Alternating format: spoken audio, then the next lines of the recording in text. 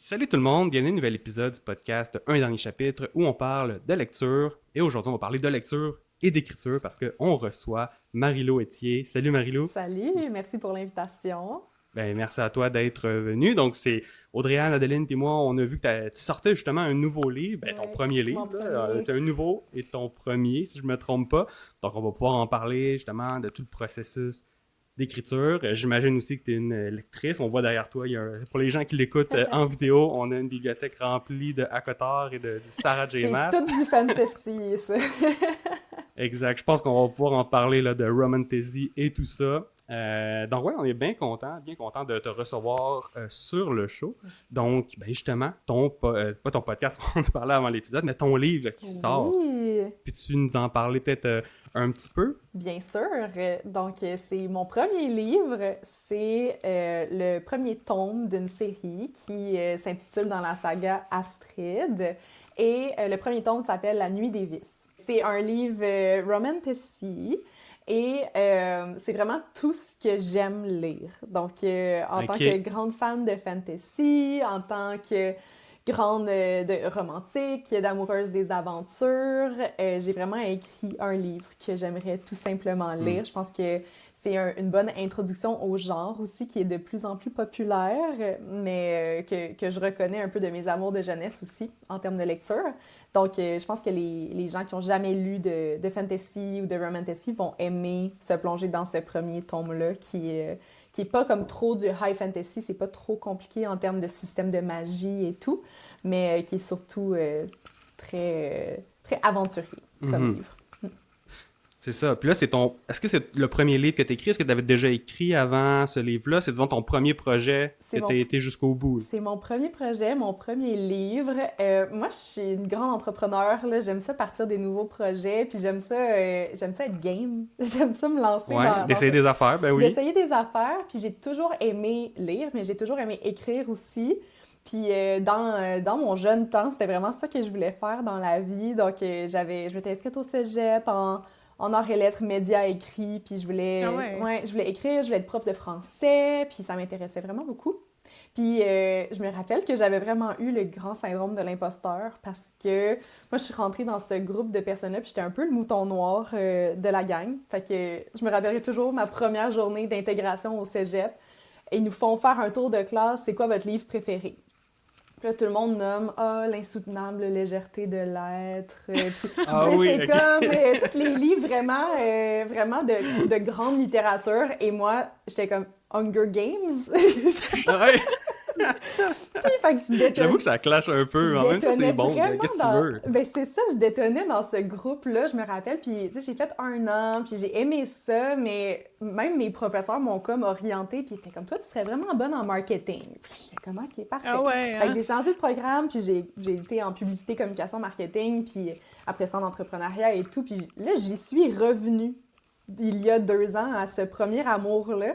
Et je trouve ça très drôle de publier finalement un livre de fantasy, tu sais, qui est pas dans de la littérature super soignée, mais que, ben dans le fond, j'étais peut-être à ma place. Puis c'est juste qu'il y a personne qui m'a dit ça. Tu peux dire à tes anciens professeurs, hey, vous aviez pas raison finalement, de me take out. Ben, jamais je regretterais d'être allée en marketing parce que ça fait partie de tout mon parcours et ça m'a apporté beaucoup d'autres choses, mais c'est très satisfaisant, puis mon premier tome, en tout cas, vous verrez si vous le lisez, mais je l'ai dédicacé à la petite Marie-Lou la petite dédicace au début, tu sais, c'est à la Marie-Lou qui aurait donc bien trippé de savoir que là, finalement, je sors un premier livre après avoir écrit toute sa vie. Fait que c'est ça, petite histoire. Mais t'es de retournée... j'ai vu sur tes réseaux que tu es retourné quand même suivre un petit cours d'écriture. Est-ce que ça t'a aidé dans l'écriture de ton livre? Justement? Ouais, ben c'était pas un cours, c'était des ateliers que j'ai faits avec moi. Mais je suis souvent comme ça. Fait que je suis game de commencer d'embarquer dans n'importe quoi, mais j'aime quand même beaucoup avoir une petite base, me former, de pas juste me fier à mon propre et humble talent. Fait que j'avais découvert l'entreprise La Bonne Mine. Sur Instagram. Oui, on connaît. Je connais sur les réseaux, là. Je les ai vus passer. C'est ça. Puis là, moi, j'étais comme, oh mon Dieu, ça me parle tellement. Puis ils offrent des ateliers, plein d'ateliers sur comme la trame narrative, comment écrire ton premier chapitre, comment parfaire sa plume, etc. Puis je les ai toutes faites. Fait que moi, je suis embarquée, là, j'ai booké comme 3 ateliers en partant, puis là, c'est drôle parce que finalement, moi puis Joanie, on est des bonnes amies aujourd'hui, puis je l'aide dans comme... On s'échangeait un peu des conseils, moi un peu plus en entrepreneuriat, elle un peu plus en écriture. Oui, en marketing, là, faut mettre ça Ben, c'est ça, fait que là, ça là. fait vraiment... Là, vous voyez, on organise une retraite d'écriture où est-ce que je vais être là, puis là, c'est comme... Je suis allée à leur première retraite d'écriture 1 an plus tard, je suis auteure publiée, fait que c'est tellement cool de se faire un réseau là-dedans.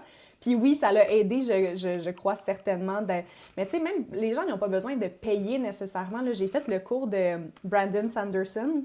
Oui, je m'en allais te poser la question. J'ai failli pas parce qu'on en parle tout le temps. Pour vrai, c'est bon. Ben oui, cet homme incroyable qui a publié son cours au complet sur YouTube, son cours d'université. Tu sais, moi, je l'ai écouté avec attention.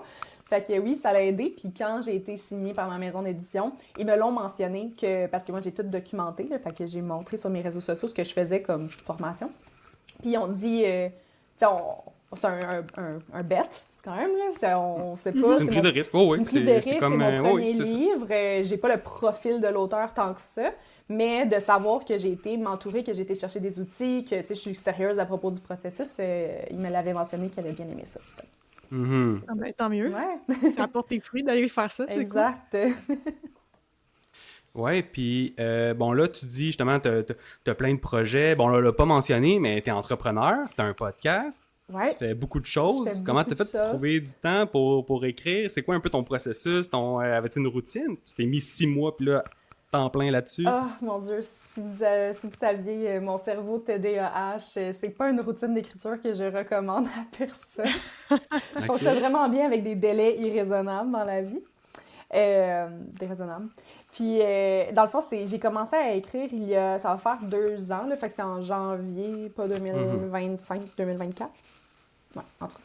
Puis, j'étais malade, j'avais la COVID pendant le temps des fêtes. Puis là, je me suis dit, j'ai eu une idée. C'est le bon moment. Ouais, j'ai eu une idée. Ouais. Puis j'étais comme, je cherchais des activités pour renouer avec ma créativité et mon enfant intérieur. Tu sais, dans le temps des fêtes, là, tu fais tes résolutions du jour de l'an. J'étais comme reconnectée avec mon enfant intérieur. C'était ça mon plan. Puis j'ai eu une idée. Fait que là, j'ai commencé à écrire. Puis évidemment, 3 heures plus tard, j'étais comme, j'écris un livre. Puis là, j'ai appelé tout le monde que je connaissais. Puis là, je te pitch le concept, dis-moi si t'aimes ça. Puis j'ai écrit, genre, les 6-7 premiers chapitres dans 1 semaine. OK. Wow. Fait que, parce que j'étais en hyper-focus, parce que c'est tellement excitant pour moi, en tant que bonne TDAH, de commencer un nouveau projet. Fait que l'hyper-focus travaille là-dessus. Après ça, j'ai arrêté pendant comme 4 mois. Après ça, j'ai écrit un peu plus. Puis là, j'ai signé mon contrat. Fait que là, il fallait que je remette... en tout cas, après ça, j'avais des deadlines. Mais au final, j'ai écrit mon premier jet en octobre passé, l'année passée. Ça fait 1 an. Puis, j'ai rien écrit encore. Fait que la 2e version, je l'ai écrit en 2 semaines et demie, à peu près, en juin de cette année. Là. Fait que, après ça, puis là, fait que pour vous donner une idée, là, peu importe quand est-ce que ce podcast-là sort, en juin, 1er juin, j'ai recommencé à écrire ma 2e version, alors qu'il manquait des chapitres, puis tout, là, c'était pas propre. Là. OK. Puis, il est parti en impression le 30 septembre.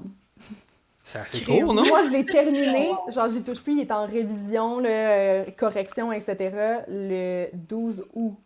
Fait que là, moi, je suis zélée parce que je me dis, je peux écrire des livres entre comme 3-4 mois dans la vie. Là. Fait que là, je suis partie. Combien tu vas en sortir? Je suis partie pour la gloire. Je suis comme, voici le nombre de temps sous pression. J'ai écrit jour et nuit. Là. Il y a eu des larmes. Là. Ouais. C'est fou. Mais moi, ma question, c'est le 4 mois entre tes 7 premiers chapitres puis le reste, quand t'es revenu à tes 7 premiers chapitres, moi, j'aurais voulu tout recommencer. Je me serais dit, oh mon Dieu, il faut que je reparte à zéro. C'est dégueulasse. Je recommence. C'est ça le piège, en fait. Puis c'est... je voyais beaucoup d'auteurs dire que ton premier jet, regarde pas en arrière. Il faut juste que ça sorte. Ça n'a pas besoin d'être bon. Il faut que ce soit écrit de A à Z. Moi, il y avait bien des trous. Là. Quand je l'ai remis à mon éditrice, mon premier jet, il y avait beaucoup de choses entre parenthèses. Je sais pas qu'est-ce qui va se passer ici, mais j'aimerais qu'il parte de enemies to lovers, mais je sais pas comment. Puis, fait que c'est ça, de vraiment tout l'écrire à 100%. Puis moi, c'est ça, dans toutes les méthodes de travail qui fonctionnent pour moi, j'ai écrit comme 80% de mon premier jet dans l'application, le site web The Most Dangerous Writing App. C'est quoi Ah ça? ouais? Vous connaissez C'est pas, quoi? c'est vraiment Non. de la torture. Dans le fond, c'est un site web que vous pouvez aller. Puis vous vous mettez un chrono, 5 minutes, 10 minutes, 15 minutes, 30 minutes, et vous écrivez. Et si vous arrêtez d'écrire, ça s'efface. Oh non! Oh! Wow! Wow! OK. Fait que c'est vraiment en écriture intuitive, là, puis tu peux pas arrêter.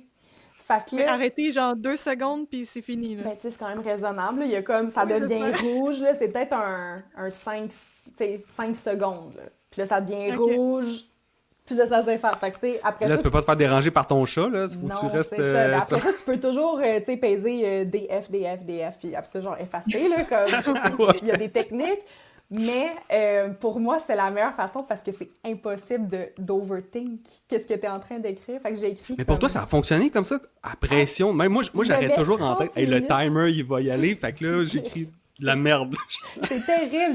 C'est des timers de 30 minutes que je me faisais pour me forcer Ouais. à écrire. Oh my god. Puis je peux pas arrêter, mais honnêtement, c'est là que ça sort le mieux.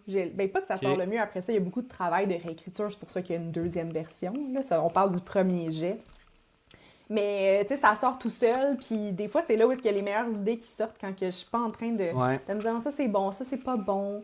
Non, tu sais, là, t'écris. Puis c'est quoi l'histoire? Moi, je l'ai dans ma tête, l'histoire. Là, fait que c'est quoi qui se passe? Puis une fois de temps en temps, je me fais surprendre. Je suis comme, ah, je pensais pas que j'allais écrire ça. Mais, C'est drôle, ça. Ouais, c'est ça. Mais c'est assez... c'est intense, là. Mais c'est comme Mais ça. l'idée derrière le roman, tu l'as eu d'un coup comme ça, comme dans le temps des fêtes. C'était pas comme une idée qui te trottait en tête depuis que t'étais jeune. Non, en fait, j'avais eu comme un concept de... Ouais, j'ai juste eu une idée. J'étais comme, imagine un monde où est-ce que les personnes, comme c'est pas ils ont comme une façade un peu, là. Puis là, c'est pas les vraies personnes. Puis là, ils se cachent avec leur magie. Puis là, j'étais comme, OK, ce serait cool. Ils pourraient avoir comme... Quand tu portes un artefact, ça te donne des capacités, ça te donne des pouvoirs, mais ça peut te donner des caractéristiques. Puis là, j'étais comme, c'est cool, le concept des artefacts. Puis je suis partie de même.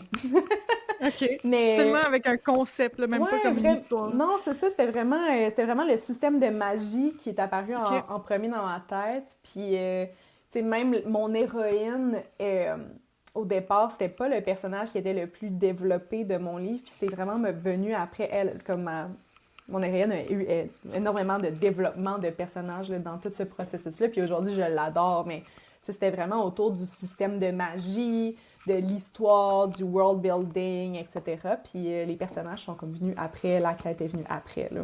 OK. Ouais. Intéressant. Ouais, puis justement. Tu Vas-y, mentionnais- Adeline, vas-y. Excuse-moi. Tu mentionnais justement que dans ton application, tu as écrit de manière très spontanée parce que tu avais toute l'histoire dans la tête. Est-ce que avant de te lancer dans l'écriture, tu as eu un travail de mapping un peu de Oui. chaque chapitre, de préparation? Oui, absolument. Et puis je l'ai fait de toutes les façons possibles, là. Fait que je voulais vraiment suivre une trame narrative. Ça, j'ai appris ça dans la formation, là. Tu sais, j'avais vraiment le modèle Save the Cat. Fait que oui, j'avais l'histoire, mais je l'ai comme un peu structurée. Puis là, je l'ai écrit dans un cahier. Je l'ai mis sur des post-it sur mon mur. Je l'ai mis sur un tableau blanc. Je l'ai fait dans un fichier Excel. Je l'ai comme mis partout pour vraiment bien le manipuler. Puis après ça, après ça, c'était plus par chapitre, mais on dirait que j'aime ça commencer en me disant, bon, ben là, qu'est-ce qui va se passer dans le 25 premiers pourcents, tu sais, de 50 à 75, 75 à 100, etc.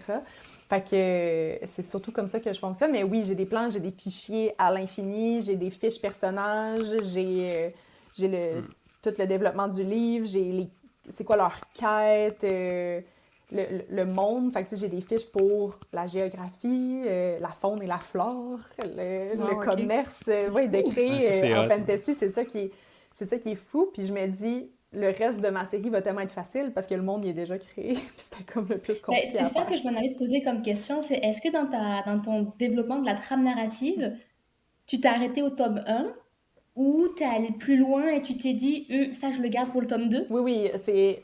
Techniquement, en ce moment, ça pourrait être entre 3 et 5 livres. Je pense qu'une trilogie, ça va être bien.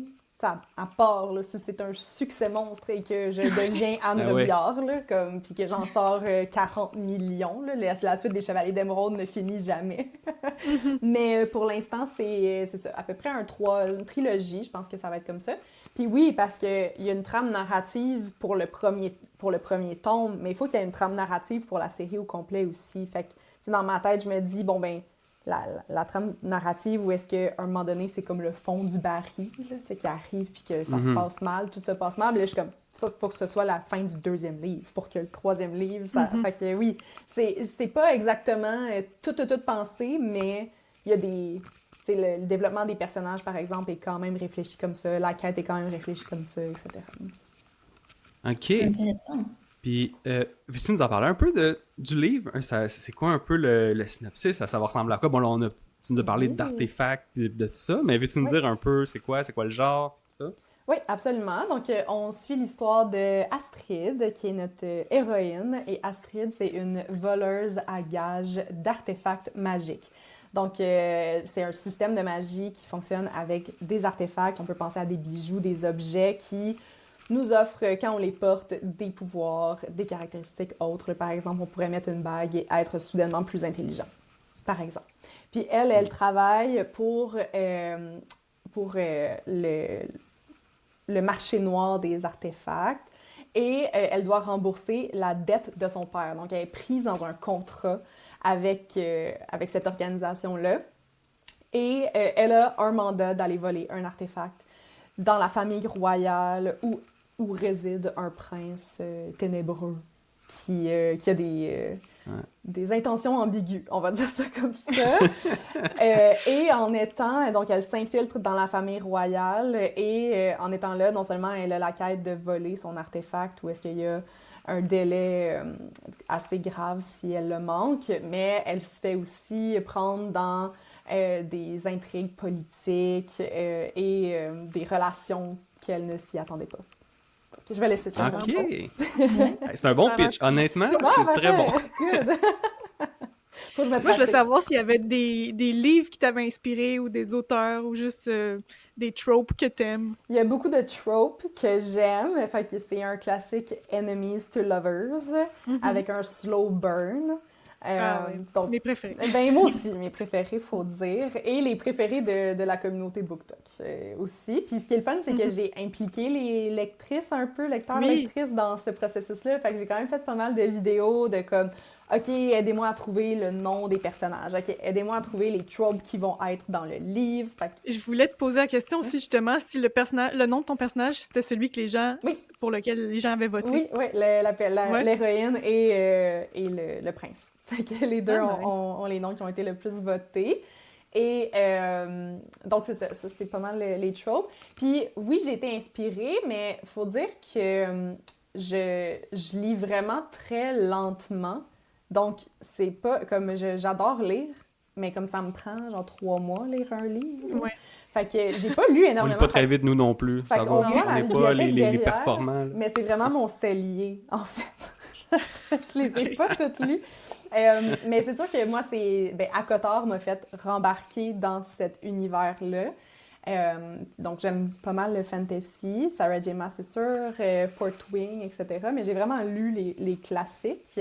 La seule chose qui est drôle, c'est que j'adore BookTok. Donc, on me demande des recommandations de livres, puis je suis capable de dire exactement quel livre lire, dans quel ordre, qu'est-ce que tu vas aimer si tu recherches tel trope. Je les ai juste pas lus moi-même. Je fais juste consommer énormément de contenu sur le sujet. C'est juste la curation J'ai d'informations. les C'est correct. connaissances. Là, oui. Si tu me dis, j'ai jamais lu ce fantasy, qu'est-ce que je ferais? Ben là, c'est sûr, il faut lire mon livre. Maintenant, c'est mon livre que je vais recommander. Mais tu peux commencer par ACOTAR. Après ça, tu vas lire Throne of Glass. Après ça, Crescent City. Il faut que tu aies lu Crescent City avant le 6e ACOTAR qui va sortir bientôt. Tu sais, je connais toutes ces affaires-là, mais j'ai pas lu Throne of Glass ou rien. Fait que ça fait partie oui, de puis mes en, objectifs. en parlant de, justement, Sarah J. Maas, Throne of Glass, je pense que c'est le premier qu'elle a écrit. Puis elle a écrit comme à 16 ans, je pense, son premier livre. Ouais, le premier... Une affaire comme ça, ou en tout cas, elle était vraiment jeune. Ouais. Les gens, ils voient l'évolution là, en tant qu'autrice, là, quand ça devient un peu meilleur par après, parce que justement, elle a pris des compétences, puis elle a grandi elle aussi. Là. Oui, vraiment, mais moi, ma série... je pourrais dire que c'est ma série préférée encore à ce jour, mais Les Chevaliers d'Émeraude ont marqué mon enfance. mon adolescence et ma vie adulte, parce que je les relis à chaque quelques années, mais... Ouais, Chevalier d'Émeraude. Ouais, moi, je pense que j'ai lu juste les 3 premiers, puis je sais pas pourquoi j'avais arrêté. Ben, j'étais quand même très jeune, là. Mais j'étais beaucoup dans Amos d'Aragon. Moi, là, tu c'est sais, ça aussi, là, ça fait partie d'eux, puis c'était vraiment ça que j'aimais quand j'étais plus jeune, fait que c'est du jeune adulte, mais honnêtement, je trouve que ça se lit super bien aussi en tant qu'adulte. Puis, Tantôt, tu parlais de Brandon Sanderson. Ouais. Est-ce que tu en as Non. lu de lui ou pas encore? Non, mais j'ai écouté toutes ses vidéos, j'ai écouté toutes ses formations, je le suis sur TikTok. Puis ouais, je connais le concept d'une couple de ses livres, mais je pense que faudrait que j'en lise un, mais je pense que là, je suis comme vraiment dans mon romantasy et tout. Ouais. Fait que c'est pas dans mes... Ouais, t'auras pas trop de romance c'est pas de son côté. dans mes priorités immédiates, je dirais. Parce que ce qui se passe dans l'histoire de ton personnage principal, je trouvais que ça me faisait penser à un des personnages de Oui, Brandon. mais tu sais, il y a rien... Dans le sens... Je suis comme... Parce que j'ai lu aucun de ces livres-là, on peut pas dire que j'ai copié personne. Non, c'est ça. Mais Est-ce que c'est l'histoire la plus originale que tu vas entendre? Pas nécessairement. C'était pas ça que je Non, voulais puis on chercher. s'en fout. c'est pas important, mais c'est ça. C'est vraiment pas important. C'est comment toi tu vas la raconter. Ben oui, mais une fois de temps en temps, j'en parle, puis le monde sont comme « Ah, ça me fait penser à telle affaire », puis je suis comme « Je sais pas, j'ai pas lu ». Genre là, ça vous allez... je vais être au bûcher, là, mais tu sais, mon éditrice, il y avait une scène dans mon livre, puis elle disait « Ça, c'est vraiment Seigneur des Anneaux ». Je suis comme « Je sais pas, j'ai pas écouté le Seigneur des Anneaux ». Fait que tu sais, au moins, c'est pas copié sur rien, mais oui, c'est des tropes qui... Puis on s'entend, des artefacts, il y en a dans plein de livres et tout, mais je pense que ça va quand même... Il y en a aucun qui est... De raconter l'histoire différemment, ça devrait être ça, mais ouais, c'est drôle quand même que tu me dises ça. Ton style d'écriture aussi, des fois, même si l'histoire est connue, oui. c'est tes personnages, ton univers, la manière dont c'est fait aussi qui va apporter de la valeur. Absolument. Ben oui, je m'inquiète pas de ça. Je pense que ça va quand même être un good read. Puis les gens ils aiment ça relire ce qu'ils aiment lire. Là.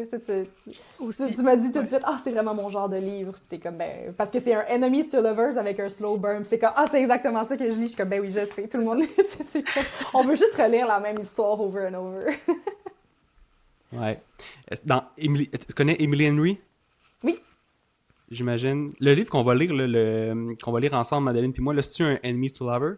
Lequel? C'est Book Lover qu'on va lire. Ah oui, c'est un Enemies to Lovers. Book Lovers, oui. Bon, regarde, on va pouvoir en parler. Voir. Ça va être mon premier Emily, j'ai hâte de voir Et ça. c'est un slow burn aussi. Oui. Oui, mais là, c'est un slow burn dans un livre. Tu sais, moi, c'est un slow burn dans la série au complet. Fait que c'est vraiment... Quand j'ai demandé aux gens dans ma communauté, qu'est-ce que vous voulez, comme dans le slow burn, tout le monde m'a dit slow burn jusqu'au 2e livre. Facile. Fait que c'est ça. OK. Puis tu sais aussi, par rapport à l'écriture, je pense que pour n'importe quel art, quand tu commences à créer, t'as pas le choix de prendre des références ou de t'inspirer fortement des autres. Puis à un moment donné, tu trouves ta propre voix, ta propre façon d'écrire ou ta propre façon de créer. Fait que aussi, je pense que c'est normal au début là, de s'inspirer. Puis s'il y a des choses qui ressemblent un petit peu à un autre, je veux dire, c'est pas plus grave que ça. Ça fait partie du processus, puis, selon moi. J'aime quand même ça, lire d'autres. Comme là, j'ai fait exprès de pas lire trop de fantasy pendant que j'écrivais mon livre pour justement pas trop me laisser influencer. Par contre, de lire une romance, c'est sûr, tu sais, de lire une romance, ça va m'aider à développer la romance dans mon livre. De lire un thriller, ça va m'aider à développer tout ce qui est un peu plus dark et les twists dans mes livres. Donc, c'est bien d'aller s'inspirer de plusieurs genres différents puis de pas juste être fixe dans comme... Fait que là, pour ça, c'est quoi mon inspiration? Je suis comme, ben, j'en lis plein des livres, mais c'est... Je peux même pas dire que c'est précisément du fantasy qui m'a inspiré. Là. Ouais, c'est ça. Puis pour toi, c'est quoi qui a été le plus difficile à écrire? Tu sais, le développement des personnages, l'environnement, le système de magie? Y a-tu quelque chose sur lequel t'as comme bugué là, longtemps puis c'était un gros casse-tête? T'as de la misère à... que ça donne de quoi d'intéressant? Ouais. Ben c'est drôle que tu dises que c'était un gros casse-tête parce que c'était vraiment ça. Là, comme j'ai fait lire par des bêta-lectrices qui ont été qui mes amis. Là.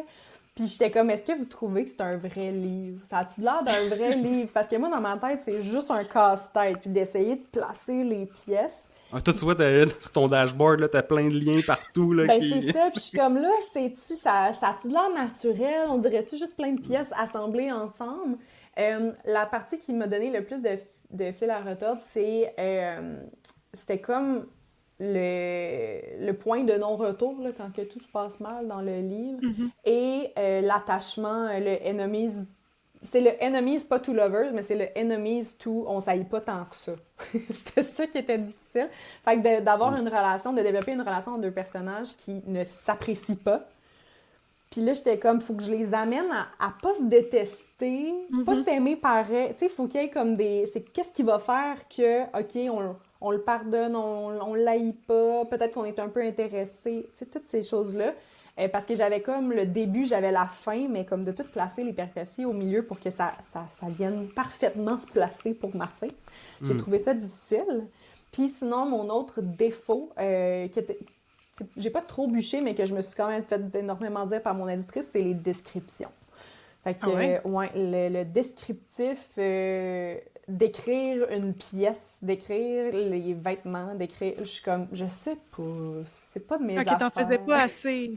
Non, j'avais pas assez de description. Ben, j'ai travaillé, il y en a, de la description, mais c'était comme la chose que j'aimais moins faire, là, puis qui était comme... Là, on arrive dans le château, j'aimerais que tu décrives plus le château. Je sais pas de quoi le château a l'air. Je suis comme, mais c'est un château.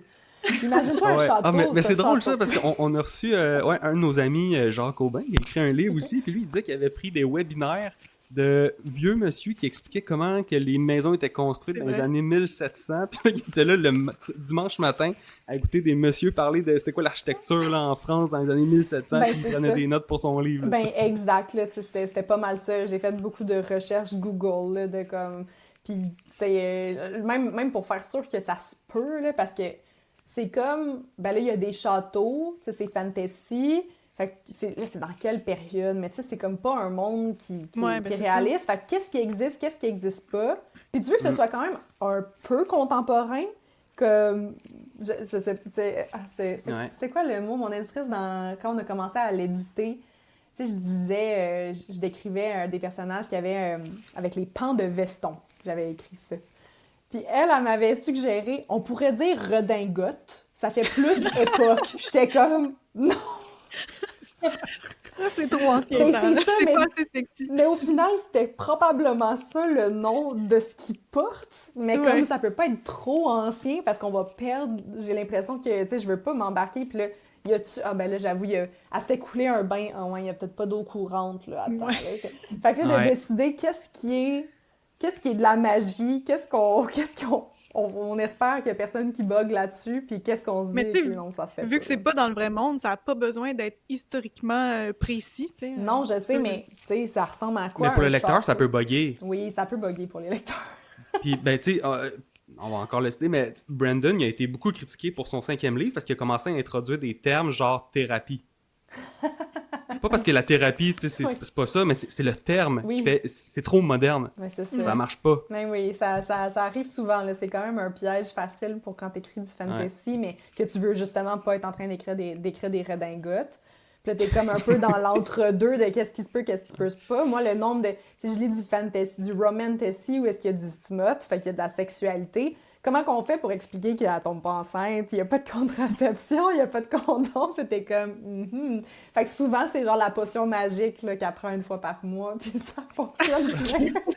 C'est un artefact spécifique. Exact, c'est ça. C'est pour l'infertilité, là, c'est... Ouais.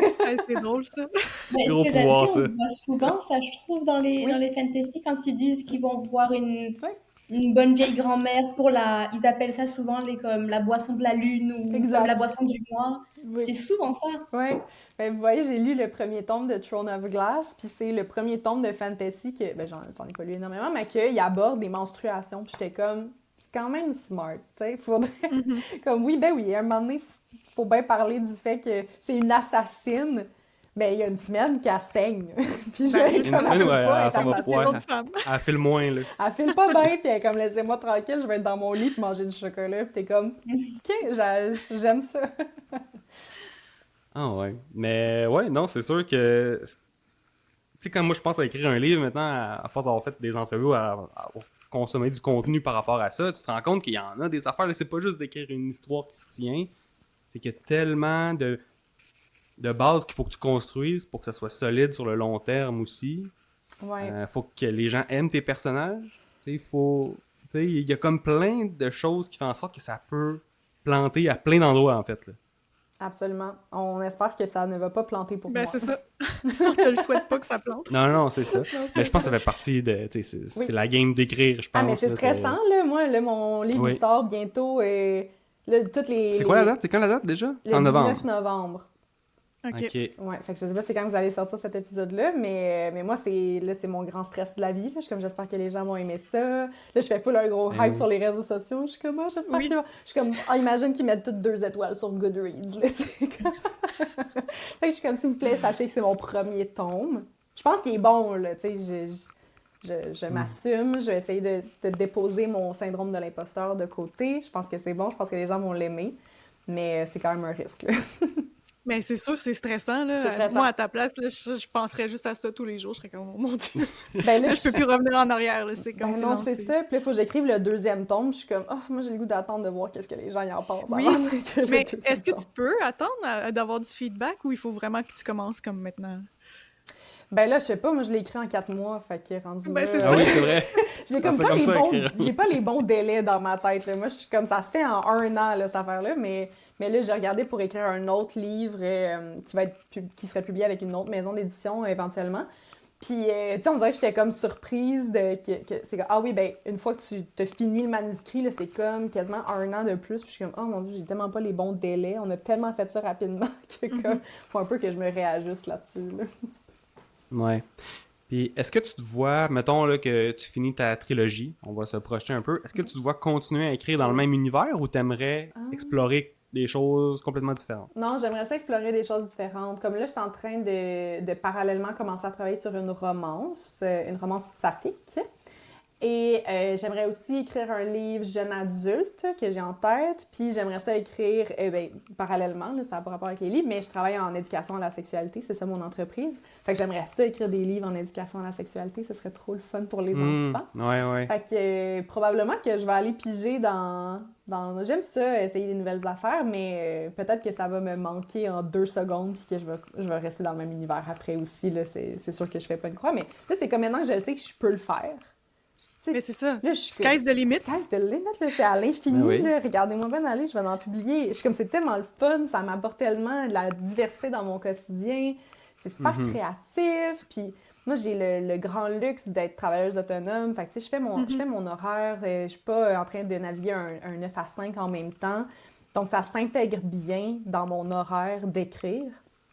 Fait que après ça, peut-être que si c'est un flop puis qu'il n'y a pas de vente, je ne vais pas avoir la grande carrière d'autrice que je pensais, ou je vais peut-être le reconsidérer pour les efforts versus le retour sur investissement. Mais non, mais tu sais pas, tu sais, des fois c'est ton 3e, 4e, Ben, c'est ça. 5e qui C'est vrai. ça prend du temps, là. C'est vrai, mais- c'est vrai. Ben, c'est ça. C'est sûr que j'ai quand même moi, j'aime ça avoir des bonnes attentes. Je suis une grande performante. Puis j'aime ça faire les choses différemment et tout. Fait que j'espère que ça va bien fonctionner pour celle-là. Mais oui, en effet, ça pourrait être plus tard aussi. Mais oui. Mm. Ben c'est sûr, on espère que ça fonctionne pour toi. Puis l'épisode devrait sortir avant la sortie de ton livre. Fait Ouais, que parfait. les gens, allez mettre ça dans votre panier. Oui, ben Allez ils l'acheter vont être quand il va disponibles en précommande, c'est sûr. Là. Ouais. Juste à temps pour Noël en plus, c'est parfait ça. Nous, on visait Ben oui. juste à temps pour le Salon du livre de Montréal. Là. C'était ça notre Oui, deadline. je voulais savoir si toi t'allais être là Oui. justement avec. Oui, je vais être C'est là. cool, ça. Je vais être là, puis c'était ça, là, on était dans des délais pas possibles parce qu'on voulait le sortir avant le Salon du livre de Montréal. Là. Fait qu'on y Est-ce est que tu arrivé. dois payer pour être là ou c'est le salon qui t'invite? C'est Y a-tu un peu des deux? Comment ça fonctionne? maison d'édition qui Ouais, c'est s'occupe ça de qui te- Gère ça. Ouais. Ok. Mais quand tu es avec une maison d'édition, tu ne débourses pas pour grand-chose. Là. C'est un peu ça le point. En même temps, ton livre ne t'appartient pas. Là. Fait que ça fait partie. Ouais. Il y a des pour et il y a des contre, mais au moins, c'est le fun. Là, c'est ça, c'est que ça comprend les salons du livre et tout. Fait que, ouais, c'est vraiment... Puis est-ce qu'ils t'accompagnent, mettons que tu veux faire soit une traduction ou une version audiobook, est-ce qu'eux ils te fournissent les ressources pour ça? C'est vraiment eux qui vont déterminer ces projets-là. Ah, ok. Fait que, tu sais, même, on n'en a pas tant parlé, mais, tu sais, je demandais un peu, comme est-ce qu'il serait publié en France, par exemple? Puis il était comme, ben, tu sais, ça va dépendre des ventes au Québec. Eux, ils ont des partenaires. Fait que je pense que après ça, c'est eux qui vont déterminer selon le succès du livre. Est-ce qu'ils réinvestissent, en fait, là, parce que c'est leur argent? Fait que eux, déjà, ils prennent le risque de publier mon livre en payant les copies papier. Fait qu'après ça, ils vont travailler sur tout le reste des projets qui vont en découler, là, que ce soit une traduction, que ce soit de la vente ailleurs dans le monde, une adaptation télé, l'audiobook, etc. C'est eux qui s'occupent de ça. Ouais. Puis ta maison d'édition, ils ont-tu publié d'autres livres qui ressemblent aux tiens? Parce Non. que je trouve qu'au Québec, il n'y a pas tant de livres comme ça qui sortent en français. Tu sais, Ouais. c'est plus vraiment aux États-Unis. Oui, Fait il y que en non, a, il y en a vraiment pas beaucoup. Je sais qu'il y a des maisons. Il y a une maison d'édition, je me rappelle plus c'est quoi le nom, mais il y a une maison d'édition au Québec qui fait du fantasy. Ouais, un mais, petit peu plus, ouais, c'est ça. Mais ma maison d'édition ont jamais publié un livre de ce style-là. Même que ma maison d'édition, c'est Les Malins, mais c'est leur maison d'édition sœur qui est Le Parc en face. Puis Le Parc en face, Les Malins, c'est jeunesse. Puis Le Parc en face, c'est comme leur autre projet jeune adulte. Donc, Ok. même, je pense, d'avoir un livre adulte en romantasy, tu sais, juste avec... il y a des scènes sexuelles Ouais. et gore quand même un peu, fait que ça les Ok. sort vraiment de leur zone de confort, mais on a vraiment hâte de tester ça parce que en effet, il n'y en a pas beaucoup, puis là, on en parlait justement avec Renaud Bré, là, de faire comme hey, ce serait vraiment cool. En ce moment, c'est tellement populaire. Il y a le gros Ben oui. stand à l'entrée avec toutes les fantasy, romantasy, mais c'est toutes des copies américaines. Fait que, tu sais, de pouvoir mettre une copie québécoise, ça va être le fun, je pense, de voir ça. Ouais, c'est vraiment le fun que... Je trouve ça vraiment le fun que ce soit amené au Québec, que tu sois comme une des pionnières là-dedans, presque. Là. Ouais, ben, j'essaie d'aller... Je pense que c'est mes réflexes entrepreneuriales aussi, là, de voir il est où le gap dans l'offre et la demande. Là, fait que... En même temps, c'était ton intérêt, tu sais, d'écrire Oui, ce c'est genre-là. mon intérêt Fait que aussi. c'est comme t'étais peut-être la bonne personne pour ça, tu sais, c'est un bon fit. Oui, Fait mais que là, c'est après cool, ça, hein. vous voyez, je veux écrire une romance lesbienne. Mhm. Il n'y a pas ben de romance lesbienne au Québec non plus. Fait que là, je suis comme, ah cool, une autre opportunité. Mais tu sais, j'écrirais peut-être pas un livre policier. Comme, Qu'il y en a déjà il y en a vraiment beaucoup, Ouais. puis il y a la place pour tous les livres, mais je pense que c'est plus compétitif. Donc, tu sais, je préfère que je sois un peu pionnière, qu'il n'y ait pas trop de compétition autour de moi. J'essaie de viser ces angles-là. Puis je pense que le public, il est là aussi, tu sais, pour les Ben oui. livres que tu veux C'est ça, écrire. les ventes, là. Quand on avait un épisode, je pense qu'on parlait des stats. Le deuxième de, pas à Cotard, là, mais Onyx, le deuxième de... Ben, le deuxième, c'est Iron Flame. De Ouais, Fort c'est Flame. ça. Bon, Ouais. en tout cas, je pense qu'elle a fait 2,7 millions de ventes en une semaine. Ouais, c'est ça. Ah, c'est Tu sais, c'est comme... Ouais. C'est fou, là. C'est vraiment C'est intéressant. ça le marché qui veut. Le marché est super fertile pour les livres. Puis là, on a vraiment hâte dans ce monde-là de la romantasy. En ce moment, c'est comme qui va sortir la première adaptation télé de romantasy. Tout le monde, toutes les boîtes de production là, aux États-Unis, ils ont toutes des livres. Là. Fait que, tu sais, Fort Wing a signé un deal. Lightlark a signé un deal. À Cotard, c'est on regarde. Tout le monde a des deals, mais personne ne le sort en premier. Tout le monde essaie de voir qui va le sortir, ça va-tu fonctionner? Fait que là, j'ai vraiment hâte de voir qu'est-ce qui va se passer avec ce marché-là, puis qu'est-ce que les adaptations de télé vont amener encore plus. Là, mais c'est ça, tout le monde est un peu aux aguets de qui se risque. Qui va faire quoi? C'est ouais. ça, qui se risque. Mais c'est parce qu'il y a des jeux Twilight dans le temps là, qui rentrent un petit peu dans ce genre-là. Ouais, oui, c'est ça. Qu'aujourd'hui, tu veux peut-être pas trop que ça ressemble à Twilight Non. si tu veux que ça fonctionne bien. Ben, puis ça prend quand même Ouais, mais ça a beaucoup bien de- marché, là, Twilight. Ça a bien Oui, marché, oui, Twilight, là, mais tu sais, une adaptation télé de mon livre au Québec, ça se fera pas. Là. C'est des effets spéciaux comme vraiment beaucoup. Là. C'est de la magie, C'est fait ça. qu'on n'a pas le budget au Québec pour faire ça. Mais fait que Il faudrait que ça soit traduit et repris aux États-Unis. Ben, c'est ça, mais tu sais, Game of Thrones a super bien fonctionné. The Witcher fonctionne super bien. Je pense que le genre est quand même validé, mais peut-être pas le romantasy. Ouais. Ouais, c'est compliqué. À voir. C'est ça. Puis j'avais écouté ton épisode de podcast avec India Desjardins. Oui. Puis elle parlait justement que.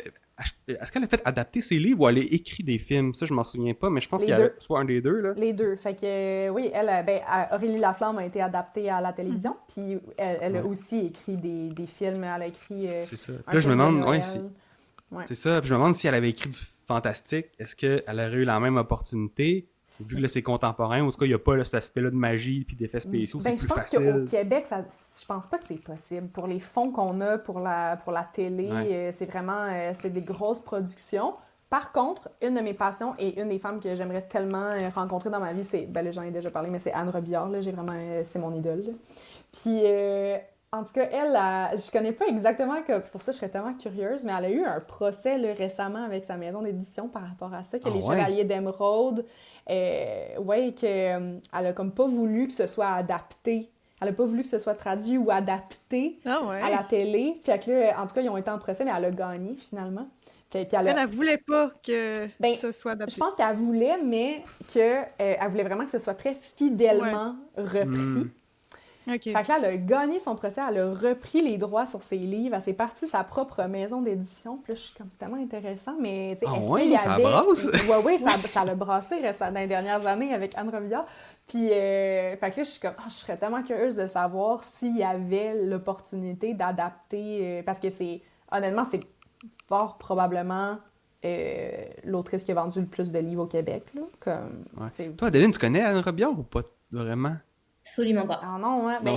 Ben, c'était big, là. C'est des millions de livres qui ont été vendus là, dans les Chevaliers d'Émeraude. Fait que, Mais est-ce que c'était international ou c'était juste au Québec? Je m'en rappelle pas si c'était... Ben, c'est ça que je me demande si c'était par rapport au... Faudrait que en tout cas, c'était pas connu dans ta région à toi, Adeline? Non. Elle s'est pas rendue dans le sud de la France. Oui. Ouais, mais c'était vraiment un gros truc ici, là, puis comme vous voyez, je peux en parler longtemps, là, mais tu sais, il y avait, au Salon du Livre, à toutes les années, il y avait le nouveau livre des Chevaliers d'Émeraude, puis là, les gens se costumaient, puis il y avait les chevaliers. Moi, j'ai des copies autographiées des chevaliers, là, fait que... Nice! C'était cool, là. Brag! Brag. Ouais. Non, c'est vrai, c'est une bonne... Ça fait longtemps que je n'ai pas entendu parler. Il faudrait que j'aille retourner voir un peu qu'est-ce qu'elle fait, puis vous pourriez l'inviter. peut-être me reprendre un Chevalier d'Émeraude. Invitez-la au podcast, ce serait vraiment trop cool. Ouais, j'avoue que ça serait vraiment une très bonne invitée. Ouais. Bon, là, tu dis, justement, tu as une entreprise dans l'éducation sexualité pour les enfants, si je me trompe pas, pour ou les encore à parents, l'enfance. parents-enfants. Les parents pour aider les enfants. Ouais, c'est ça. Puis là, on parle beaucoup de romantasy, il y a des épices. C'est quoi un peu, là, je sais pas si c'est une bonne question, mais c'est quoi un peu ta vision de lire des scènes de sexualité pour une adolescente, mettons? Est-ce que parce que des fois est-ce que c'est malsain des fois les scènes dans ces livres-là, mais quand tu as une maturité, tu es capable de faire la part des choses, mais quand tu es une adolescente, quand tu es plus jeune, parce que là, c'est vendu, puis on avait déjà discuté, des fois une maman, tu sais, à la librairie, elle sait pas qu'est-ce qu'elle achète pour sa fille, puis dans le fond, c'est juste plein de sexe. Icebreaker qui est comme une couverture avec des cartoons dessus, puis que finalement, c'est super sexuel. Oui, on voit vraiment, en tout cas, ça arrive souvent en ce moment. Oui, puis tu sais, il y a des livres comme il y a vraiment beaucoup de dark romance aussi. Tu sais, il y a des sujets qui sont un peu plus dark que, bon, est-ce que moi, personnellement, je crois que ce serait adapté à ma future adolescente? Tu sais, je sais pas.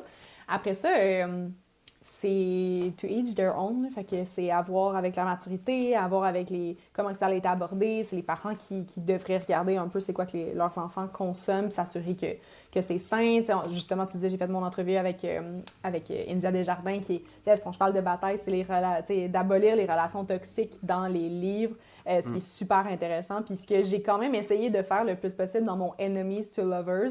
Mais là, tu vois, elle parlait du fait qu'il faut que le meilleur ami, il faut qu'on arrête d'avoir le good guy meilleur ami. Puis je suis comme, j'ai exactement fait ça dans mon livre. On se reprendra au tome 2, là, on lui donnera un arc différent.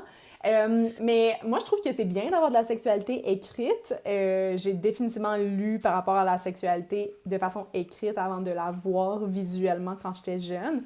Puis j'en parlais récemment avec une amie, mais moi, j'ai lu Elle.com de Patrick Sénécal au secondaire. Là. On en a on a tout passé par là. On a tout passé par là. Puis, je les ai toutes lues. Là, fait que je me dis, dans le fond, c'était à ma mère de déterminer si j'étais mature ou pas pour lire ça. Mais je suis pas pour, je suis pas contre. Il y a des livres, le 5e livre de Akotar est 18 ans et plus. Donc, quand même, à noter. Je pense je savais pas. Ouais, je pense qu'il y a des livres que ça vaut la peine d'avoir une marque que c'est pas PG-13. Mais toi, tu disais que tu voulais mettre une échelle de piment on a mis sur une ton échelle livre. de Est-ce que ça va se faire? Oui, ça se fait finalement. Fait que c'est Renaud Bré, en plus, qui nous ont suggéré ça, de mettre une petite échelle. C'est vraiment une bonne idée. C'est une bonne idée. Oui. Ouais, ben c'est parce que le sexe vend. Donc, c'était vraiment marqué. Puis finalement, ton échelle, elle va-tu être super haute? Non, non, finalement, je l'ai mis. Puis tu sais, c'était comme... Là, c'est pour ça qu'ils nous ont suggéré, vous devriez mettre une échelle de spice. Puis j'étais comme, c'est pas tant spicy. C'est quand même le premier ton, mais c'est un slow burn. Fait que, c'est ça. Fait que c'est à voir, mais non, c'est un 2 piments sur 5. OK. Puis en me disant, j'ai mis 2 piments, parce qu'il y a quand même des scènes de sexe, donc tu sais, les gens vont au moins pouvoir voir. Dès qu'il y a un piment, tu le sais qu'il y a du sexe, là, fait qu'au moins c'est écrit qu'il y en a. Puis de toute façon, bon, on annonce la couverture cette semaine, là, il n'y a pas de chance que ce soit que ça paraisse jeunesse. C'est vraiment pas jeunesse. Puis en me disant que dans le tome 3, ben, ça va me permettre d'aller à 3 piments. Ouais, c'est ça, t'as du lousse. J'ai du lousse. Je vais probablement pas me rendre à 4, c'est pas trop mon genre. Ouais. 5, définitivement pas. C'est pas un Fifty Shades of Grey que j'ai écrit. Donc, je vais rester dans le médium pimenté. Là. Mais mettons, pour toi, là, le 5e d'Acotar qui est 18 ans et plus, tu le mettrais à combien de piments, selon toi? Ben, tu sais, il y a quand même, c'est ça, il y a un stamp 18 ans et plus dessus, mais parce que moi, j'ai fait des recherches auprès de ma communauté de savoir qu'est-ce que eux ils rataient 5 piments. Puis le dernier d'Acotar est comme plus un 4 piments que 5. Parce qu'il y a comme vraiment beaucoup...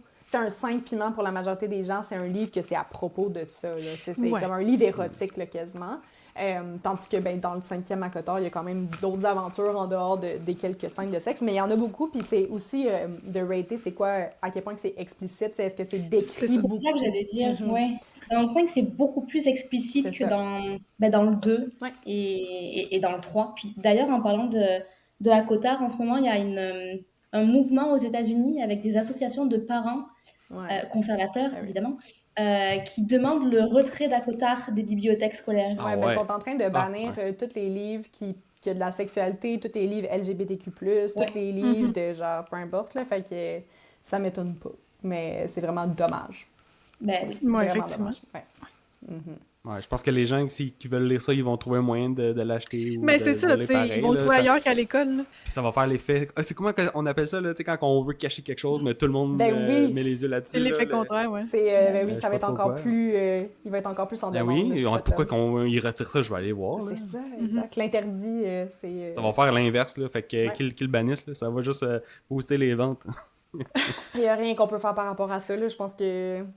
Ça fait partie du contrôle là, qu'on voit aux États-Unis en ce moment. Puis, ouais, c'est ça. Il faut encore attendre une couple d'années avant d'avoir un espoir que ça change. Ouais. Malheureusement. Exact. Puis là, tu parlais de BookTok que tu aimais beaucoup. Tu penses quoi de cette communauté-là? C'est-tu quelque chose, les recommandations? Bon, même si tu lis pas toutes, est-ce que tu es d'accord avec les recommandations? Oui, ben moi, j'adore BookTok. Surtout par rapport au fait que moi, je suis créatrice de contenu. Ça fait 11 ans que je fais du contenu sur les réseaux sociaux. J'en vis aujourd'hui. C'est vraiment comme... C'est tellement le fun d'avoir développé cette communauté-là. Donc, pour moi, BookTok, c'est des gens qui embarquent sur les réseaux sociaux et qui partagent leur passion. C'est trop cool, là. J'encourage n'importe qui à faire ça. Je trouve que c'est accessible. Je trouve que c'est quelqu'un qui veut démarrer un TikTok, un compte TikTok ou un compte de réseaux sociaux pour parler de lecture. En ce moment, c'est vraiment le bon moment de le faire. Là. C'est super fertile, puis tout le monde s'échange des recommandations. Donc, j'adore le mouvement BookTok. Je trouve que c'est vraiment une bonne idée. Puis, si ça peut... Tu sais, je pense que les critiques qu'il y a sur BookTok, ça me touche moins parce que c'est peut-être... Tu sais, les gens qui vont vouloir qu'on découvre le livre que personne lit, tu sais, de faire comme moi, mais ce livre-là, il est oublié. Il va probablement pas se retrouver sur BookTok. Fait que c'est sûr qu'il y a comme les favoris BookTok, puis c'est vraiment influencé grandement par toute la communauté. Fait que s'il y a une personne qui fait un review, l'autre personne le lit, fait un review, ben là, c'est genre le livre à lire en ce moment. Fait que c'est sûr que ça permet de peut-être moins découvrir des plus petits auteurs, des livres moins populaires, des sujets moins populaires aussi. Pour la diversification des lectures, c'est pas l'idéal. Mais pour encourager la population de masse à lire, je trouve que c'est tellement une belle façon de le faire. On va chercher les gens directement sur leur téléphone chez eux. Ça va être des livres qui sont populaires. Puis moi, j'en discutais récemment avec ma blonde, qui, elle aime pas vraiment le fantasy. Sauf le mien. Elle a vraiment aimé le mien, mais elle a détesté Acotar. Tu sais, ça vous donne une idée. Après ça, elle a lu le mien dans bêta lecture, puis elle était comme, il est meilleur qu'Acotar. Puis j'étais comme, bon. Parfait, je vais le prendre. C'est bon, ça. Je vais le prendre, mais... Tu le mettras dans une citation, tu sais, au début du livre, là. C'est meilleur qu'Acotar. Meilleur qu'Acotar, Frédéric Legris, c'est vraiment drôle. Puis là, elle était comme, tu sais, je comprends pas trop, là, je comprends pas le hype tant que ça. Puis j'étais comme, est-ce que je trouve que Acotar, c'est le meilleur livre que j'ai lu de ma vie? Non. Genre, pas du tout. Même qu'il y a des livres que j'ai trouvés vraiment longs puis un peu plates. Mais l'ensemble de l'œuvre et la communauté, c'est ça qui fait que j'aime ces livres-là autant. L'aspect communauté, de lire un livre et de partager sa lecture avec d'autres personnes qui ont trippé. Je pense qu'il y a une magie là-dedans qu'on peut pas enlever à BookTok. Tu sais, c'est d'être excité puis que tu viens de lire un livre, il vient de sortir, tout le monde en parle. « Ah oui, t'as-tu lu ce livre? Oui, je l'ai lu. OK, parfait. » Puis, tu sais, si tu te crées un peu ta propre communauté en ligne de personnes qui ont les mêmes intérêts que toi. Donc, c'est ça. Il y a des pour et des contre. C'est sûr que ça t'ouvre peut-être pas tes esprits sur l'ensemble des livres que tu pourrais lire, mais ça vient tellement créer une belle addiction à la lecture que je suis comme ça, là, tout à fait sa place. Là.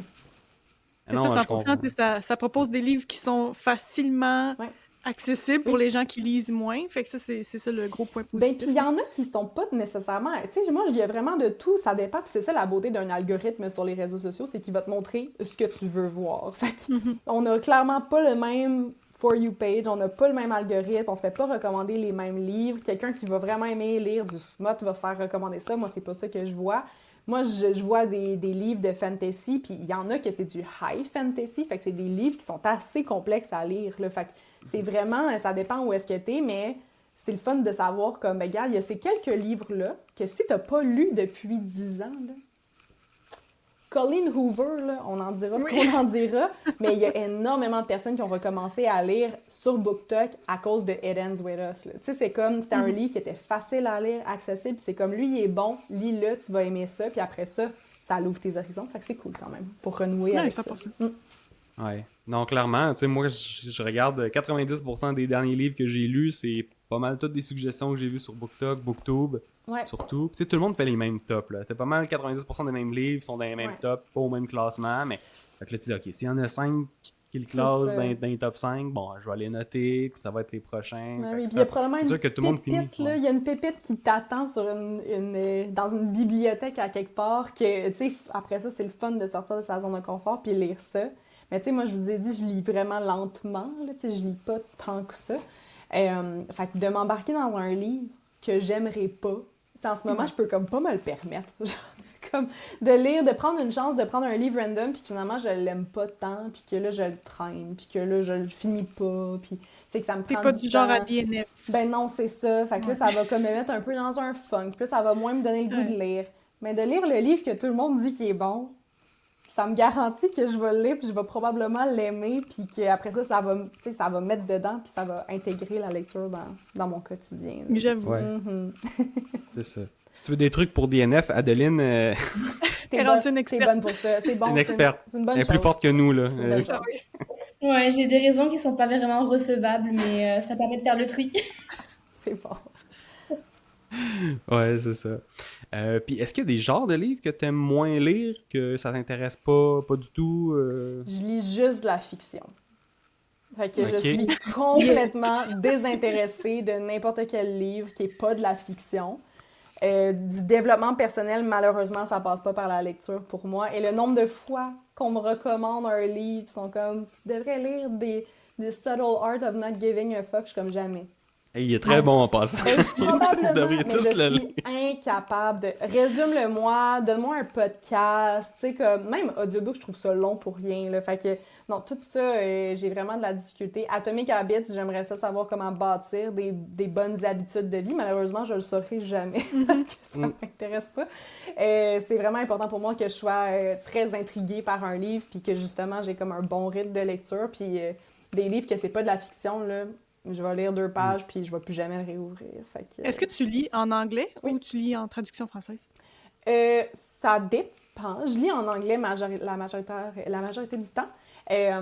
Par contre, il y a certains livres fantasy que je trouve un peu plus compliqués que je vais les lire en français parce que c'est comme... des fois, il y a des termes que je comprends... Ben, en fait, je pense que c'est fait pour que tu comprends rien, mais mais oui, il y a certains livres que je lis en français pour ça, là, dans les traductions. Mais j'aime bien...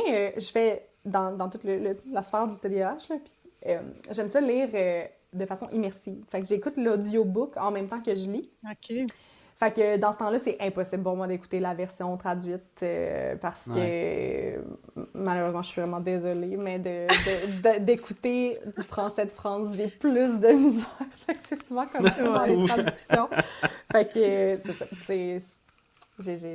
J'avais essayé cette technique-là. audiobook puis lire le livre, Ouais. moi, ça marchait pas du Ah tout. non! Parce mon que Dieu, c'est intéressant. la personne qui lisait, qui faisait la narration du livre, qui lisait le livre, il n'y avait pas le même rythme que la petite voix dans ma tête. Fait que Ben, tu le mets en fois, c'était comme... en fois 1.8, 2, fois 2. Non, mais c'est même pas une question de vitesse, c'est Ah, juste ok. une question de rythme. Tu sais, on dirait que, je sais pas, c'était pas Mais ça pareil. dépend, faut que tu trouves tes Ouais. autres, tes lecteurs de audiobook. Narrateur. Ouais, tes ouais, c'est ça. narrateurs d'audiobook que t'aimes. Puis ça, Mm. là, ça fait vraiment une différence. Souvent, je vais prendre un livre juste parce que c'est Julia Whelan qui le lit, là. Puis là, je suis comme, OK, Ok. je le sais que ça va être bon. Fait, parce que oui, il y en a qui sont vraiment pas bons, puis que ça ne fit pas pantoute. Puis il y a des narrateurs qui sont excellents. Fait que moi, j'aime ça. Puis oui, ça me permet... C'est parce que moi, je lis 3 phrases, puis après ça, genre, ça me fait penser à autre chose. Puis là, je Mais regarde c'est ça. dehors, puis tout. Fait que là, quand que je regarde dehors, puis je lis mon livre, mais ça continue. Fait que, oh, Ah, tu sais, oups, il faut que je change de page. Fait que là, ça me garde concentrée. J'aime ça. ouais. Ah, c'est un bon truc. Mhm. Ouais, non. Mais ma question de l'anglais, c'était surtout Ah oui. pour savoir quand t'en es venu à écrire en français, évidemment. Est-ce que tu sais, je sais qu'on vit en français, on parle en français, on fait tout en français, mais est-ce que de lire ta propre écriture en français, t'étais comme, c'est-tu bon? Tu sais, comment tu juges si c'est bon si tu lis jamais en français? Moi, c'est une question que je me pose, tu sais, si j'essaie d'écrire un jour. Ben, je lis quand même en français, c'est juste que je lis pas nécessairement les traductions, fait que, tu sais, je suis quand même habituée de lire en français, surtout du québécois, mais Ouais. c'est une bonne question.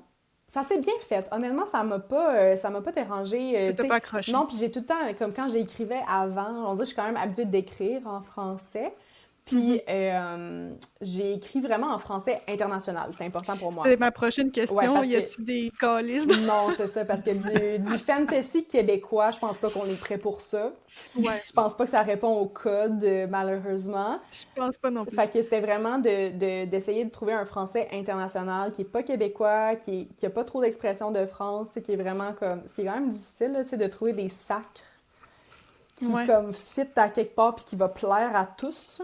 Et des mots pour décrire le membre sexuel. Ça, c'était quand même aussi un... Ah oui. mais c'est ça, mais ça s'est bien passé ultimement. Puis, tu sais, quand on travaille dans une maison d'édition, c'est vraiment un travail d'équipe. Fait que après ça, tu sais, j'ai écrit le livre, mais après ça, j'ai quand même de l'aide pour tous ces détails-là, de s'assurer que ça fait bien. Fait que mon éditrice était à l'affût, après ça, j'ai eu un réviseur linguistique, j'ai eu une correctrice, et tout le monde a travaillé pour faire en sorte que le texte se lise bien. Là. Fait que je suis pas trop inquiète. C'est cool, ça. Ouais. Est-ce qu'il y a des conseils que ton éditrice t'a donné que toi, t'étais comme, ben, ça, je le verrais pas comme tu le suggères, j'aimerais mieux garder ce que j'ai fait. Oui. Tu sais, il y a moyen de discuter puis de dire non. Ah, ben oui, oui, oui. Et puis, je pense que je suis vraiment pas psychorigide comme autrice parce que, tu sais, je pense que j'écris bien, mais ma plume, c'est pas mon art. Tu sais, comme mettons, j'ai écrit un livre fantasy. Je pense pas qu'en fantasy, on est comme habitué de voir, en tout cas, de la grande littérature. Fait que je pense que ça fitait bien avec moi. Je trouve que c'est accessible comme type d'écriture. Mais tu sais, il y a des auteurs que pour eux, leur art, c'est vraiment leurs mots. C'est comme la façon que les mots sont assemblés ensemble. Moi, pour l'instant, tu sais, peut-être qu'éventuellement, je vais m'améliorer puis que ça va devenir ça. Puis je pense que j'écris bien, mais la force, c'est vraiment... Et mon art, c'est l'histoire. C'est la créativité, c'est le monde, c'est l'intrigue, c'est les personnages, etc. Donc, pour moi, que mon éditrice, elle me dise ça, ce serait mieux écrit comme ça...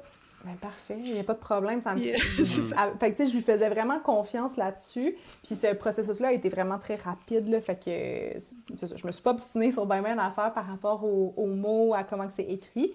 Mais c'est sûr qu'au niveau de l'intrigue du livre, là, ça, c'est comme... Il y a des choses qui ont été discutées. Puis c'est pas que... Je pense que n'importe quelle suggestion qu'elle va faire, de dire... Oui, c'est à moi d'approuver, oui ou non, est-ce qu'on le fait, est-ce qu'on le change ou pas. Mais n'importe quelle question, ben, c'est que ça vient d'un manque dans le livre. Fait que, c'est qu'elle me dise, ah, ben là, cette scène-là, je suis pas certaine, ou j'irais peut-être avec un changement de mentalité. Je suis comme, OK, ah, ben, qu'est-ce qui fait que... Est-ce qu'on peut juste rajouter une phrase dans le 2e chapitre qui fait en sorte que là, tout est plus clair? Fait que c'est le fun un peu de... Parce que moi, j'ai toute l'histoire dans ma tête, mais tu sais, c'est pas 100%. L'histoire, j'ai le monde dans ma tête, mais c'est pas 100% du monde qui est dans le livre. Moi, je peux te dire en détail Ouais. comment que la rébellion, il y a oui. 100 ans, ça s'est passé. Mais après Ouais. ça, quand Ouais. j'écris le livre, pour pas faire du info-dumping, là, tu sais, qui appelle, c'est de donner des informations sur le monde au fur et à mesure pour que le lecteur soit pas perdu, comprenne le monde. Mais après ça, je suis pas en train de raconter l'histoire au complet, puis tu sais, exactement, puis tout. Fait que des fois, c'est des questionnements de faire comme « Ah, mais là, ça, je suis pas d'accord, ça, je comprends pas. » Puis je suis comme « Ah oui, attends, c'est parce que j'ai pas dit que lui, il y a Ok, 100 ok. ans, il a fait ça, fait que c'est pour ça qu'il y a blablabla. » Puis là, tu sais, en tout cas, fait que, Ah, c'est complexe, hein? c'est complexe, mais moi, j'ai tout ça dans ma tête. Puis c'est ça qui est le fun d'avoir passé beaucoup de temps sur le monde, puis l'histoire, puis tous ces Oui. détails-là, puis mes personnages. C'est que moi, je les connais tellement bien que je suis capable de répondre aux questions, tu sais. C'est quand même pourquoi qu'elle ferait ça? Ah, c'est parce que X, Y, Z. Parce que quand elle avait 10 ans, il s'est passé ça. C'est hot. Est-ce qu'il va y avoir une map ou genre Oh, des la map, c'est familles? vrai, un classique du Ben oui, il y a une fantasy. map, il y a une carte. Ouais, il y a une carte. Il y a pas de famille, par contre. On devrait Ok. pas trop se mélanger. Quand je dis que c'est une bonne introduction au genre, c'est que je pense pas qu'il est difficile à comprendre ou qu'il nécessite comme des connaissances déjà dans le genre. Fait que oui, quand tu vois genre des livres où est-ce que t'es comme un peu perdu parce qu'il y a 10 millions de personnages et d'endroits et de noms qui se disent pas très bien, on n'est pas là-dedans. Fait que le monde en tant que tel, il est plutôt simple pour l'instant. Je l'ai fait comme plus simple que compliqué. Puis, mais oui, il y a une carte, évidemment. Puis la carte, c'est toi qui l'as dessinée ou Tout a été refait par la Ok. designer graphique de ma maison d'édition, mais oui, c'est pas mal ce que j'avais dessiné. Elle a trouvé ça drôle parce que c'est ça, je suis super organisée. Fait que je lui avais comme soumis une esquisse. Puis elle était comme, c'est vraiment drôle parce que la majorité, quand on fait des maps, d'habitude, les auteurs, ils font juste faire ça à la main, un peu barbouillé. Puis comme moi, je l'ai faite sur Canva, là, tu sais, vraiment, avec Ah comme les ouais. petites montagnes et les arbres et où sont les cours d'eau. Fait que elle était comme, c'est déjà très bien, là, je vais juste la redessiner comme qu'elle est. Mais, ouais, puis quand j'ai commencé à planifier comme la géographie, Mhm. je me suis basée sur le Pérou. Fait que ça, je Ok. le dis à un moment Ah donné, ouais. je parlais du world building dans mes capsules que je tournais sur les réseaux sociaux. Puis là, c'est ça, je disais, j'étais comme, vu que c'est mon premier, puis que je veux pas me buter à des incohérences, j'étais comme, évidemment, c'est pas le Pérou exactement, mais le Pérou, pour moi, c'était un pays où est-ce qu'il y a une grande variété de climats. Puis ça, je trouve ça intéressant pour un livre de fantasy avec des aventures. Fait que tu vas au Pérou, t'as la zone côtière avec de la ville, t'as du désert, t'as des montagnes, t'as de la jungle, t'as vraiment de tout, t'as de l'altitude, il y a différents climats, il y a des tribus qui sont plus dans la jungle, comme au Pérou. Donc, j'étais comme, je vais me fier sur quelque chose qui existe déjà. Comme ça, je peux avoir une référence si jamais j'ai des C'est bien questionnements. ça, ouais. Puis, fait que là, c'est ça, c'est comme basé là-dessus, c'est drôle, c'est comme un petit insider information. Ouais. Très hot. C'est sûr que ce bout-là, il a l'air le fun. Là. Quand tu C'est le construis fun. l'univers, tu places tous tes pions, puis après ça, il te reste à remplir l'histoire. Là. Ouais, ouais. J'avoue qu'il y a un côté quand même le fun. Très ludique. Ouais, c'est ça. Mais oui, c'était pour exactement. reconnecter avec mon enfant intérieur. C'est ça. ça, j'ai C'était dit. ça le Voilà. but. Voilà. Avez-vous d'autres questions à poser? Ça fait déjà 1 heure qu'on moi, Moi, je jase. pourrais t'en poser plein. C'est super intéressant tout ce que tu nous dis. Je vais me limiter à une, parce que Vas-y. Vas-y. on va être consciente du temps. C'est pas toutes les autrices qui arrivent à être publiées, qui arrivent à avoir des deals avec des maisons d'édition. Est-ce que ça a été compliqué pour toi comme de leur faire accepter que c'était une série, puis pas un stand-alone comme premier livre publié? En fait, c'est une condition pour ma maison d'édition que c'était une série et non un stand-alone. Ok. Fait que les malins, de ce que je comprends, ils publient juste des séries. Parce que pour moi, ça fait vraiment du sens. Comme oui, on s'embarque dans quelque chose d'un peu plus long, il faut que tu aies quand même confiance en le projet. Mais pour eux, c'est que si tu as un stand-alone qui comme fonctionne pas tant que ça, ben là, c'est terminé là, pour ce livre-là. Tandis que le 2e tome va mousser les ventes du premier. Le 3e tome va mousser les ventes du premier et du 2e. Fait que tu as comme la possibilité c'est ça, De te reprendre de à te chaque fois. reprendre, puis de refaire des ventes. Tu sais, je vais sortir mon 2e tome, puis je vais faire des ventes sur mon premier encore, parce qu'il y a des gens qui vont voir le 2e tome, vont se dire, parfait, tu sais, il y a des séries au complet qui sont sorties que j'ai jamais lues, là, fait que c'est comme un peu nos séries Netflix qu'on aime, tu sais, d'aimer embarquer dans une série, de commencer une série, puis te dire, ça c'est mon genre, parce qu'il y a déjà 10 saisons. Parfait pour moi, Ouais. je vais me faire binge-watch. Donc, c'était un critère de commencer avec une série. Puis pour j'ai moi. vu que c'est eux-mêmes qui t'ont approché parce qu'ils Ouais. ont vu tout ton processus sur TikTok. Oui, c'est sûr que c'est moins traditionnel comme processus et je suis très chanceuse et privilégiée de le faire. Je sais qu'il y a beaucoup de gens qui travaillent fort pendant des années pour se faire accepter dans une maison d'édition.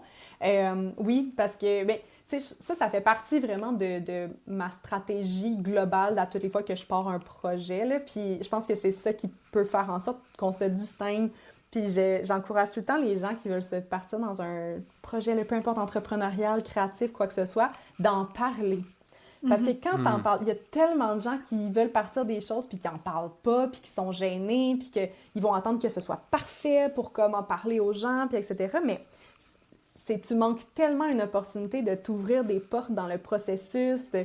Moi, si une amie ose me mentionner un projet qu'elle a, you bet que la prochaine fois que je te vois, je vais te dire « Puis comment ça avance ton affaire? Ah, tu devrais parler à telle personne. » Tu sais, après ça, t'es tellement dans le réseau que ça peut vraiment t'ouvrir des opportunités. Fait que, tu sais, je pense que j'ai été privilégiée que ce soit comme ça que j'ai eu mon premier contrat, mais en même temps, c'est stratégique parce que j'étais C'est comme... ça, t'en parlais aussi beaucoup. J'en parlais la seconde que je me suis dit j'écris un livre, je l'ai partagé sur les réseaux sociaux, j'ai dit j'écris un livre, voici mon processus, je vous amène avec moi, j'en parle le plus possible. Finalement, c'est la gestionnaire de médias sociaux de ma maison d'édition qui a dit hey, il y a cette fille-là, elle écrit un livre de fantasy, les gens ils ont l'air excités, tu sais, comme les gens ils m'en parlent dans les commentaires, ils participent, ils ont hâte de le lire déjà, ça fait 2 mois, tu sais, il reste 2 ans au processus, puis ils ont déjà hâte de le lire. Fait que c'est sûr que pour une maison d'édition, c'est quand même intéressant parce que tout est marketing. Donc, puis oui, mon statut m'a permis d'avoir ce deal-là plus facilement. Après ça, ils ont quand même lu, tu sais, on s'est assis, on a vraiment débriefé l'histoire au complet, qu'est-ce que je veux faire, ils ont lu tout ce que j'avais écrit jusqu'à présent pour prendre leurs décisions. Puis, tu sais, là, j'ai un autre projet qui s'en vient en branle avec ma romance. Puis, tu sais, ça va être un processus différent. Puis, on signera pas de contrat. Tu sais, eux, ils m'ont dit, c'est une autre maison d'édition, ils ont dit, on signe pas de contrat tant que le manuscrit n'est pas prêt à être soumis pour évaluation. Fait que déjà là, c'est totalement différent de ce que moi j'ai fait. Complètement différent, ouais. Fait que ça va être un autre processus, mais oui, c'est sûr que ça sort des sentiers battus. C'est vraiment cool. En tout cas, moi, j'ai suivi ton parcours, puis j'étais impressionnée. J'étais comme, wow, OK, qu'elle fasse ça pour de vrai, puis toutes les étapes, une à une que tu faisais, j'étais genre... Ouais.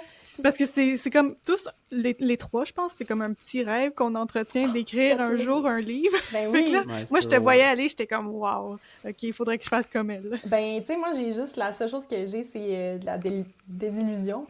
De comme, tu sais, de juste... Je sais pas, j'aime ça partir, mais je suis addict à ça, en fait, de partir un nouveau projet. Il y a rien qui me donne plus un buzz que partir quelque chose de nouveau, c'est le fun au bout. Puis oui, j'ai la belle qualité ou le défaut que quand je dis je veux faire quelque chose, je le fais. Tu sais, comme quand tu dis « Ah, j'aimerais ça écrire un livre. J'aimerais ça écrire un livre. » Mais tu sais, moi, là, quelqu'un... Toi, tu l'as fait. Non, mais quelqu'un qui me dit « J'aimerais ça écrire un livre, mais que ça fait 3 ans. » Je suis comme « Mais écris ton livre. Pourquoi t'écris pas ton livre? J'en fais-les. » Tu sais, je sais pas, on dirait que moi, quand ça me tente de faire quelque chose, je me donne comme un peu un temps limite, là. Je suis comme « Ben là, je vais le faire. » Tout le monde mes amis sont comme « J'aimerais ça partir mon projet. » Je suis comme « Ben go! » Ouais, là, écrivez-le, votre livre, puis dites que vous écrivez votre livre comme ça. Les gens vont vous demander... Comme on est obligé de le faire. Vous êtes obligé de le faire, exact. Les gens vont dire, puis ton livre, comment ça l'avance?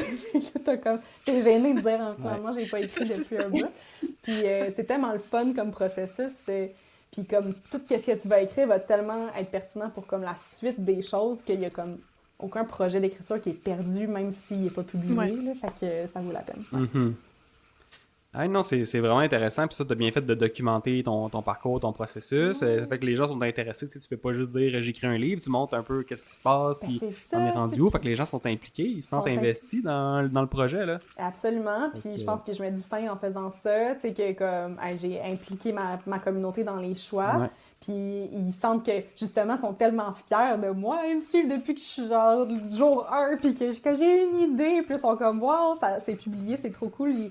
Ils ont tous suivi ça.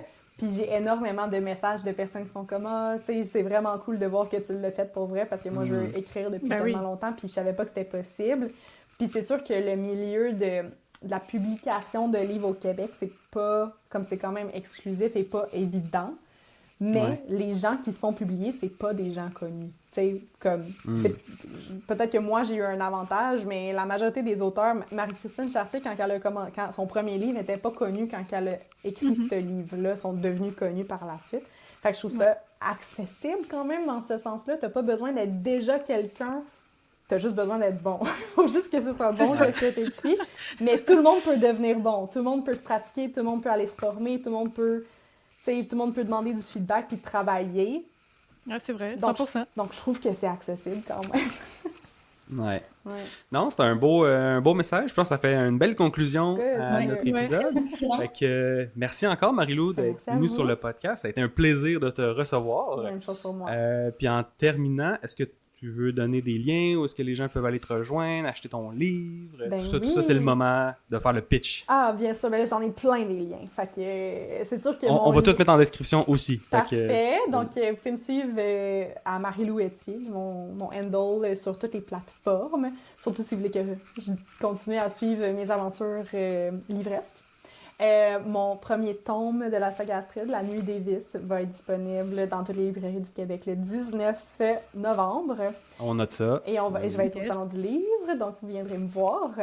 Puis sinon, j'ai mon entreprise qu'on a parlé qui est Oli Éducation, olieducation.com. Puis j'ai mon balado qui est Elle, le balado, où est-ce qu'on aborde des sujets féministes. Fait que ça, c'est mon pitch de tout ce que je fais. Parfait. Ben oui, puis moi, je l'invite les gens à l'écouter. J'avais beaucoup aimé l'épisode, comme je le dis, avec India Desjardins. C'était super intéressant. Fait que si jamais vous étiez fan de Aurélie Laflamme, ça vaut la peine d'aller écouter ça. Vraiment. C'était très bon. C'était un bon épisode. Ben merci encore. Puis sinon, aux gens qui merci nous beaucoup. écoutent, merci d'avoir écouté l'épisode jusqu'ici. Puis on se retrouve dans un prochain épisode du podcast Un dernier chapitre. Ciao! Bye! Bye.